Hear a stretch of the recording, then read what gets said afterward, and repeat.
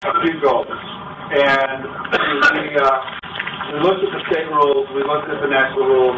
I looked at Iowa, I looked at Maine, I looked at Nebraska and saw how they did it.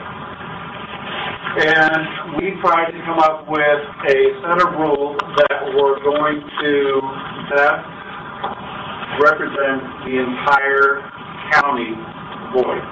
We didn't want to make it an all or nothing place. We wanted it to be proportional so that however many people came to the caucus representing a certain candidate, they would get that many of the delegates.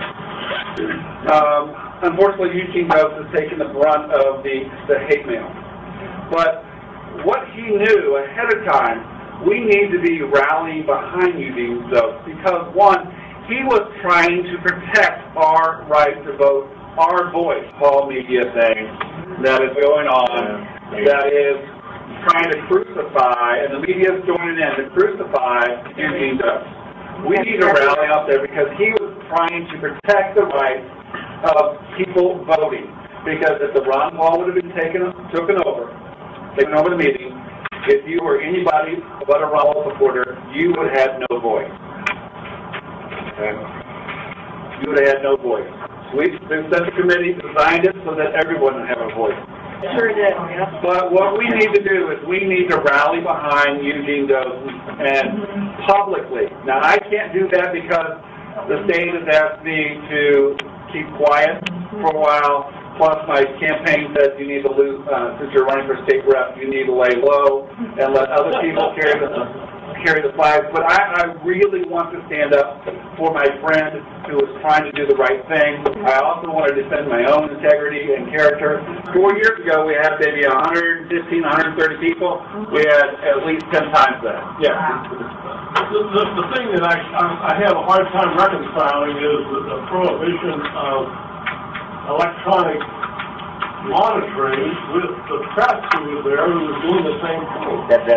Well, here's the thing. I personally didn't want any media there because it's a closed meeting, and, you know, the caucus has a history of being the sausage grinder of the politics, and we don't want people to see what actually goes into the sausage. It's taking it hard. I mean, it's every story is named in it. Every story. Because he was not going to allow Ron Paul to shut out the vote of 3 other candidates. He was protecting the vote. He was protecting your right to have your voice heard.